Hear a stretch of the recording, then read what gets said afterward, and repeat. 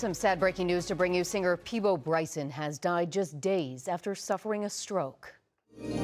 I can show you the world. This is not the story of a deadly secret that Celine Dion kept hidden until the age of 58.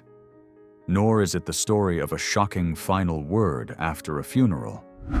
This is the story of Peabo Bryson, the man whose voice was powerful enough to make the whole world believe in fairy tales, while his real life was nothing like a Disney ending. The public remembers him through Beauty and the Beast. They remember him through A Whole New World. They remember him as the voice standing beside Celine Dion and Regina Belle in immortal musical.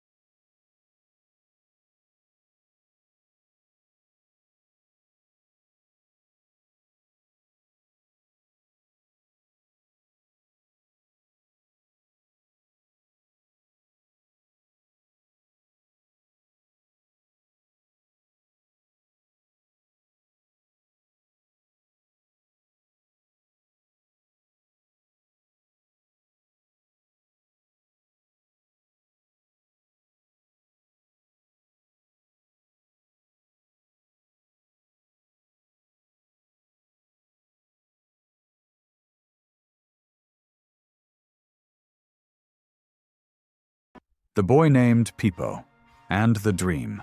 His mother led toward the lights. Before Celine Dion recalled her memory of him, before Disney turned that voice into a fairy tale, Peabo Bryson had once been a southern boy named Peabo, sitting below the stage and learning to believe that music could open a door.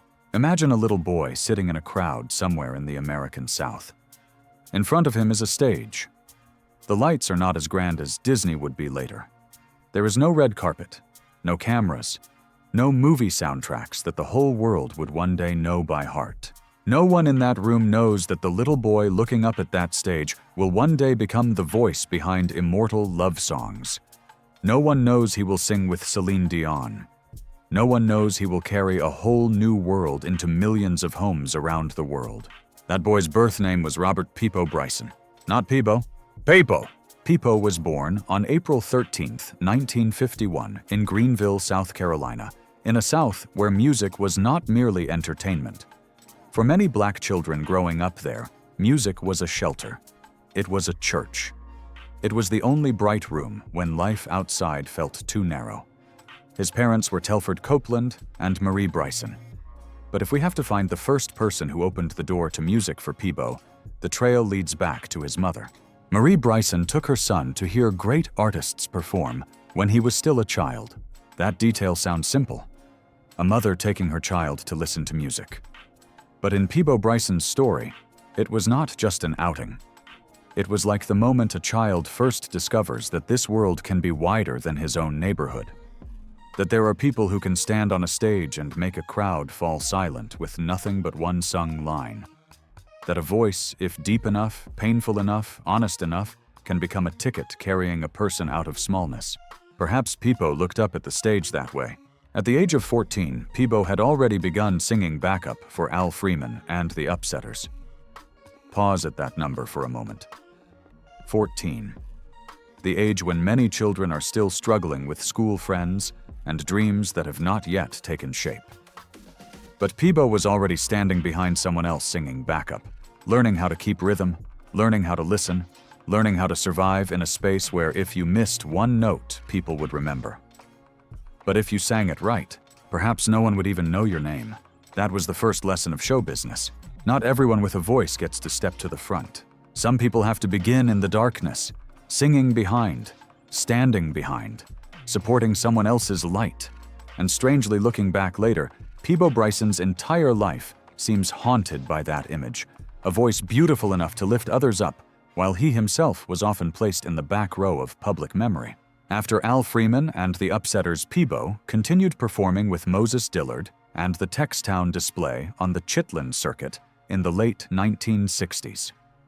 That was not the road of luxurious hotels and polished artist lounges. The Chitlin Circuit was a network of stages, clubs, and theaters that many black artists had to pass through in order to perform in an America still full of racial barriers, with an entertainment industry that had not truly opened its doors fairly. In other words, before Peabo sang for Disney's animated castles, he had sung in places where the lights could be hot, the pay could be low, the road could be long, and fame was never guaranteed. That was his real school. And then there is one small detail, almost funny, but the more you think about it, the colder it feels. His name was originally Peabo, but because Al Freeman had trouble pronouncing that name, it gradually became Peabo. A name mispronounced, then turned into a stage name, then turned into a brand, then turned into the name printed on records, on posters, on tour schedules, on Grammy Awards. It sounds like a small backstage story, but it feels like a prophecy. When a voice was not enough to hold on to the glory. After the years spent passing through small stages, singing Back Up in the Darkness, and roaming the Chitlin Circuit, Bang Records finally paid attention to Peabo Bryson. They heard him sing and recognized in this man something that money cannot easily manufacture, a luxurious, emotional voice, powerful enough to turn a love song into a confession of the heart. In 1976, his debut album titled Peabo was released. That name was simple, almost bare. It was not an immediate commercial explosion, nor a loud declaration from a new star. It was more like an introduction. Peabo Bryson was here, he had sung, and he was ready to be heard. After that, he moved to Capitol Records. This was the period when Peabo's career began to take clearer shape. Songs like Reaching for the Sky, Feel the Fire, and I'm So Into You helped define him as an R&B ballad voice with great depth. He did not sing in a hurried way. He slowed listeners down, made them sit, made them step into every lyric as though entering a room with dim lights and unhealed wounds. Then success arrived. If Ever You're in My Arms Again brought Peabo into the top 10 of the Billboard Hot 100. For an R&B artist, that was a major milestone, showing that he had not only reached his loyal audience, but had moved closer to the mainstream public. Songs like Show and Tell and Can You Stop the Rain also reached high positions on the R&B chart, strengthening Peabo's image as one of the most trustworthy male voices in romantic music. But having hits did not mean being given the full light. Behind those beautiful recordings, the music industry was changing. The voice still mattered, but it was no longer everything. The age of image was beginning to rise. MTV music videos, faces, clothing youth, and the ability to appear on screen gradually became part of a new kind of power. An artist did not only need to make audiences listen, they also had to make audiences look. And this is where the first crack appears in Peabo's story. He belonged to an older kind of fame, where the microphone was the center, where a love song lived through breath and emotion. But he stepped into a time when popular music was beginning to need more than a voice. It needed image, it needed speed, it needed something younger, newer, easier to package for the television screen. Peabo once expressed frustration with the music industry's prioritizing of youth and image. He also once mentioned the coldness of MTV when it did not play artists like him or Roberta Flack. That was not the complaint of someone lacking achievement. It was the reaction of an artist who saw the rules of the game changing while he was still singing beautifully. The tragedy here is not that Peabo failed. He had albums, he had hits, he had chart positions, he had an audience, he had respect within the profession. But between talent and the entertainment machine, there is always a very cold distance. Peabo sold emotion. The new era sold image. Peabo needed listeners to stay with a ballad. The new era wanted them to be held by the screen. He did not lose his voice. He only began to gradually lose his place in an industry that was learning to look before listening. Those first love songs brought Peabo Bryson out of the darkness. But they were not enough to protect him from the truth that in popular music, singing well sometimes only helps an artist get through the door. To be kept in the biggest room they have to become the thing their era wants to shine a light on. And just when Peabo seemed to have been defined as a serious R&B voice, a larger door opened before him: Disney. But was that the opportunity that lifted him to the peak, or the shadow that would make him smaller for the rest of his life? The Disney Castle and the Golden Shadow. In 1991, Disney was preparing to release Beauty and the Beast. The film's theme song was originally intended for Celine Dion to perform as a solo. But at that time, Celine was still a young French-Canadian singer in the process of entering the English language market and not yet truly familiar to mainstream American audiences. Disney needed a more experienced voice to place beside her, and Peabo Bryson was chosen. At that time, Peabo was not an unknown name. He had spent many years working in R&B and ballads, leaving his mark with emotional love songs.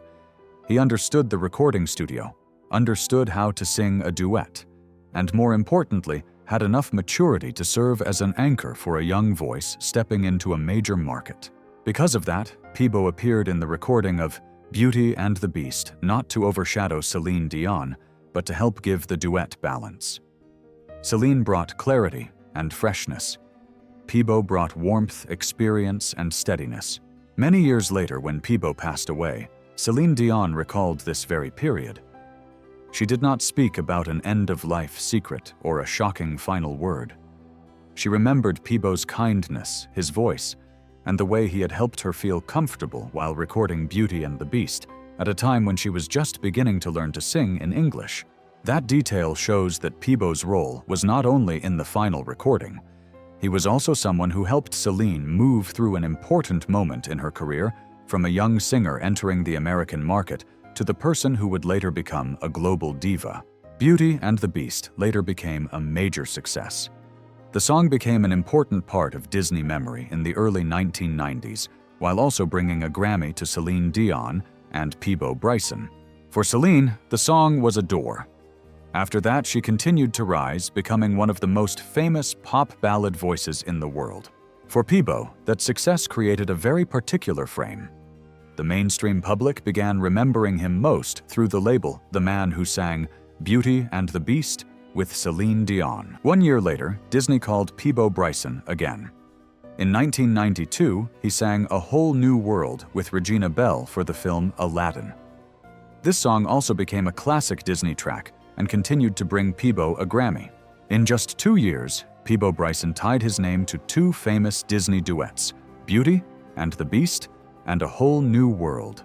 Those 2 songs helped his voice enter the memory of millions of listeners around the world. But those very successes also narrowed Peabo's image in public memory. For many people, he became the Disney voice, the man who sang with Celine Dion, or the man who sang A Whole New World with Regina Belle. Those labels are not wrong, but they are not enough. Before Disney, Peabo Bryson already had an entire career of his own in R&B and ballads. He had gone through many stages, many albums, many love songs before Disney placed him inside the 2 biggest musical moments of his life. Peabo was not completely forgotten. He was still remembered, but often through 2 movie songs rather than through the full journey of his artistry. That is the paradox in Peabo Bryson's career. Disney helped make him immortal in public memory, but it also made many people see him only through the easiest part to remember. He had Grammy's classic songs and a voice tied to the childhood of many generations. But behind those 2 songs was an R&B artist with a history depth and a career far longer than the Disney frame that the public often placed around him. Not just the voice. At the end of the film, if Peabo Bryson's story is told only through the 2 names, Beauty and the Beast and A Whole New World, then that is not a biography. It is a brutally cruel edit, because before Disney placed his voice inside animated castles, Peabo already had an entire musical life behind him. He was not a sudden phenomenon, not someone Disney discovered and lifted up, and certainly not a male voice who happened to stand beside Celine Dion to complete a recording. He was already there before. In R&B, in soul, in slow, deep love songs, heavy with breath, where every sung line required not only technique, but also a whole life that had loved, lost hope, and then been disappointed. If someone says Peabo Bryson was only the man who sang Beauty and the Beast Listen to Feel the Fire, there he does not sing love as decoration. He sings as if there is truly a fire burning in his chest. Not noisy, not showy, but enough to make listeners fall silent. If someone only remembers him through Disney, remind them of I'm So Into You, Reaching for the Sky, Can You Stop the Rain If Ever You're in My Arms Again. Those songs do not belong to the Disney castle. They belong to another Peabo, the man of the R&B stage of radio of audiences, who had loved his voice long before children all over the world knew the melodies from animated films by heart. And if someone thinks Peabo is only remembered because he stood beside more famous women, go back to 1983. That year he collaborated with Roberta Flack on the album Born to Love. From that album, Tonight, I Celebrate My Love became one of the most famous duets in both of their careers.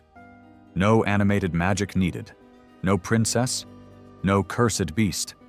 Only two mature voices speaking to each other, like two people who understood that love was not only a promise, but also an act of listening. Peabo once said, in essence, that to have a good duet, you have to be a little in love with the person singing with you. Not necessarily romantic love. It is a connection subtle enough so that two voices do not fight for the light, but together push the song higher. It was Roberta Flack who helped him understand that art more deeply. That is also part of Peabo Bryson's professional secret. He did not only sing well, he knew how to stand beside someone else without turning himself into a shadow. He knew how to give space, then appear at the right moment. He knew how to lift, how to support, how to make the voice beside him shine brighter while still keeping his own dignity. Perhaps that is why Disney chose him. Not because he lacked personality, but because he had something very rare, the elegance of someone confident enough not to need to fight for the center. Later, Peabo also collaborated with Kenny G, continuing to expand his trace in adult contemporary R&B and pop ballads. The music changed. Taste changed color. But he remained with the thing he believed in: a real voice, a decent lyric, a love song that needed to be sung as if it had a soul. By 2018, when many people had grown used to seeing him as an artist of the past, Peabo was still releasing the album Stand for Love. That title alone sounded like a response. Stand for love, stand for music, stand for himself after all the times he had been reduced to a Disney memory. In 2025, when he was already in his 70s, he was still on the Golden Touch Tour, the tour celebrating 50 years of his career.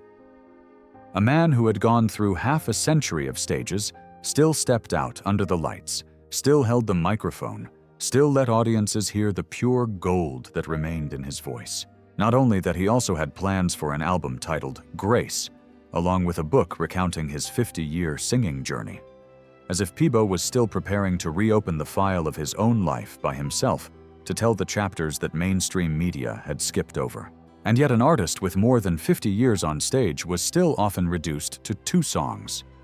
Dozens of recordings, hundreds of nights performing countless collaborations countless times, starting again, and in the end still being asked as though Disney was the place where he was born. Number.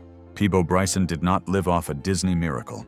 Disney only borrowed the voice of a man who had already been a miracle before. But an artist's life is not measured only by songs or awards. There are moments when the very symbols of fame become evidence of the darker side of a life. Behind the Grammy Awards were cold bills. There is one image in Peabo Bryson's life that is very hard to forget. 2 Grammy Awards, which once represented the brightest nights of his career, at one point no longer belonged in the honored space of an artist. They were placed on a list of assets to be auctioned. In 2003, the U.S. Internal Revenue Service, the IRS, auctioned off some of Peabo Bryson's assets to recover a tax debt of about $1.2 million. Among them were his 2 Grammy Awards, one for Beauty and the Beast, his duet with Celine Dion, and one for A Whole New World, his duet with Regina Belle. That detail alone is enough to create a cold cut. On one side are Disney fairy tales and love songs remembered by the entire world. On the other side are tax papers, debt figures, asset lists, and an auction where even symbols of glory can be assigned a price. There is no need to exaggerate further. No need to turn Peabo into a completely collapsed figure, because no reliable source confirms that. But this truth is still painful enough. Even a Grammy cannot separate an artist from real life. Those trophies once recorded the moments when he touched the summit. But they could not pay the bills. They could not protect him from financial troubles. They could not keep his name forever at the center of the music industry. That is the bare distance between applause and backstage reality. On stage, Peabo was the voice of love. In public memory, he was tied to Beauty and the Beast, to a whole new world, to songs that made people believe love could be immortal. But in real life, the man who sang those songs still had to face taxes, age, health, and seasons without lights. In 2019, Peabo suffered a mild heart attack, but recovered. By 2026, he had a stroke. Not long after that, he passed away at the age of 75. Looking back, the story is not that Peabo lacked glory. He had glory. He had Grammys. He had hits.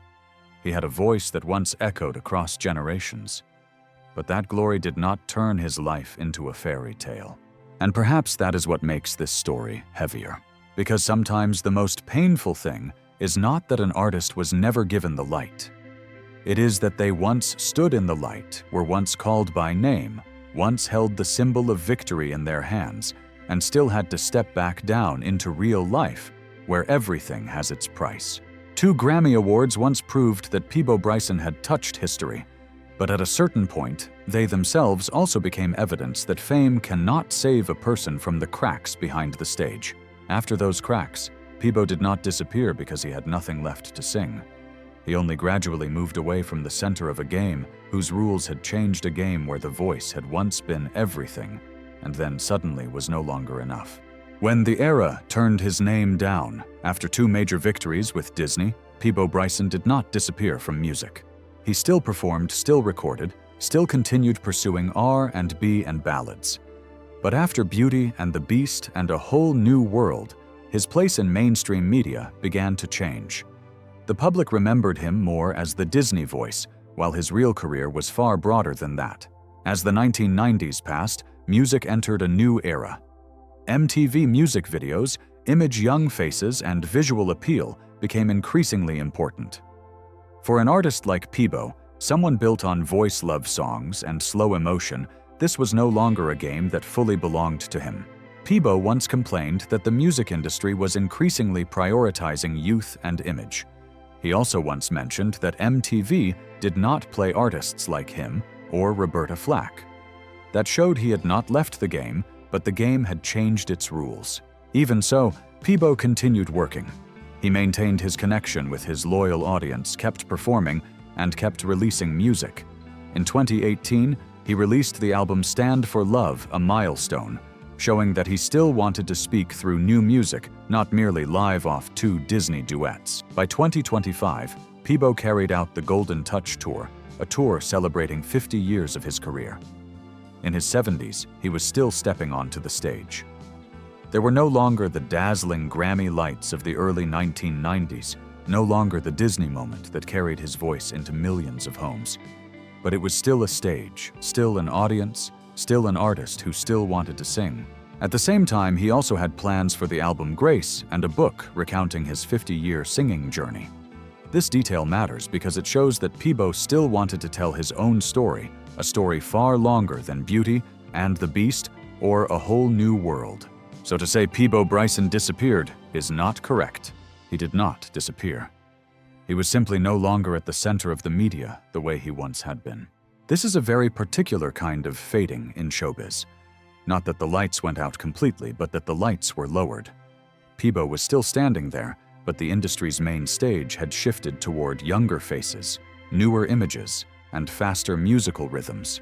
From Stand for Love in 2018 to the Golden Touch Tour in 2025, from the planned album Grace to the book about his 50-year career, Peabo Bryson was still trying to preserve the right to tell his own story.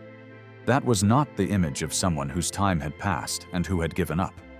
It was the image of an artist aging with music, accepting a smaller circle of light, but refusing to leave the stage. The secret that did not need to be spoken. In late May 2026, Peabo Bryson's story turned in another direction. Not with a new stage, a new album, or the book he had once been mentioned as preparing in order to look back on 50 years of singing. This time the name Peabo returned to the news for a much quieter reason: he had suffered a stroke. The first news was not as loud as the songs that had once carried his voice into millions of homes. There were no Grammy lights, no Disney castle, no fairy tale image, only short, cold lines of announcement and the painfully familiar feeling that comes whenever a great artist enters his final days, family by his side, fans praying, the media beginning to recall old songs. Then, on June 2nd, 2026, Peabo Bryson passed away at the age of 75. His family confirmed that he left in the arms of loved ones and said that his legacy and his music would live on for generations to come. It was a dignified farewell, but with Peabo, it was not just the familiar formula of an obituary, because his legacy was never contained within a single song. It stretched from Greenville to R&B, from the Chitlin circuit to Disney, from soul ballads to duets that entered global memory. After that death, many people began searching for Peabo Bryson again. They listened again to Beauty and the Beast. They listened again to a whole new world. They remembered the man whose voice had once made fairy tales sound real. And then Celine Dion spoke out. At the age of 58, Celine was no longer the young girl standing in the recording room in 1991. She had gone through enormous stages, major awards, years of illness, loss, silence, and then return. So when she wrote that, she was heartbroken over Peabo Bryson's passing. That sentence did not feel merely like a polite condolence. Celine posted her tribute on Instagram. She shared an old photo of herself and Peabo on the red carpet at the American Music Awards. In that photo, they were not two people at the end of the story. They were two voices standing inside a radiant moment of popular music. Celine was young. Peabo stood beside her. Both smiled for the camera. A red carpet photo, a farewell post, a distance of more than 3 decades between light and loss. Celine called Peabo a wonderful and generous person. She remembered the time when they recorded Beauty and the Beast. And among all the things she could have said about him, the Grammys, the voice, the success, Disney, she chose to mention a smaller detail, but a very human one.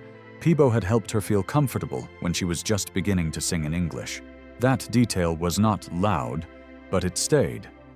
Celine did not say Peabo taught her how to sing. She did not say he saved her career. She also did not turn their story into a shocking backstage secret. What she mentioned was only a feeling. That in a recording room full of pressure when she was stepping into a new language, a new market, a major door in her career. The man standing beside her made her feel less tense. In 1991, when Beauty and the Beast was recorded, Celine was still in the early stage of her English language journey. For Disney, it was an important song. For Celine, it was a major transition. And for Peabo, it was a role that required steadiness. He did not only sing his part. He helped give the duet weight, reliability, and balance between a young voice opening the door to the future and a male voice with many years of experience. Many years later, when Celine had become a global icon, she still remembered that generosity. Not a final sentence, not a hidden secret, but the way he was present. And this is the point that needs to be made clear. Up to now, there is no reliable source confirming that Celine Dion revealed Peabo Bryson's last words. There is no final sentence that she disclosed in a sensational sense. No bedside secret, no confession that shook Hollywood. But that itself makes the story feel more real. Because the most important revelation in Celine's tribute was not what Peabo said before he died, but who Peabo had been while he was alive. The relationship between Celine Dion and Peabo Bryson should be seen exactly as it was, a professional artistic relationship and a memory from the recording room. No need to inflate it into something private. No need to attach drama that has no confirmed source. Peabo was the person who sang with Celine at a major turning point in her life. Celine later went farther, shone brighter, became more famous. But when Peabo died, what she held on to was not comparison, but gratitude. She called him a symbol of the joy that music had brought into her life. That sentence sounds gentle, but when placed inside Peabo's entire journey, it becomes heavy. Because he spent his life singing about love, faith, tenderness, and new worlds, while his own life was not always treated with that same tenderness. After everything, one of the most famous people who had ever sung with him remembered him with 2 words: generous. Not power, not scandal, not a final word packaged for headlines, but the generosity of a man who once stood in a recording room behind the light and made a young singer feel that she was not alone. So if Peabo Bryson had no confirmed last words for Hollywood to pass around, could it be that his final words had already echoed long ago in every love song the world once loved, but may not have fully thanked the singer for? There are no confirmed last words. But perhaps Peabo Bryson did not need one final sentence in order to be remembered. He left his voice in the love songs that millions of people once loved, left his kindness in Celine Dion's memory, and left behind the dignity of an artist who had once been made smaller by glory, but was never swallowed by it. Some people leave in silence, but their music continues to speak. Which song do you remember Peabo by? Leave a comment, hit like, share, and subscribe to the channel as we continue looking back at the stories Hollywood once told incompletely. We do not make any absolute claims regarding the accuracy of the data presented, and we are not responsible for any personal decisions made based on the content of this video. From the stage to the big screen, their influence is undeniable. Thank you for watching this tribute. If you enjoyed this walk through history, leave a like and subscribe to the Silent Legends archives. This video specifically recommended for you reveals a truth that few people talk about. Watch it now to see the full picture. Take care of yourselves.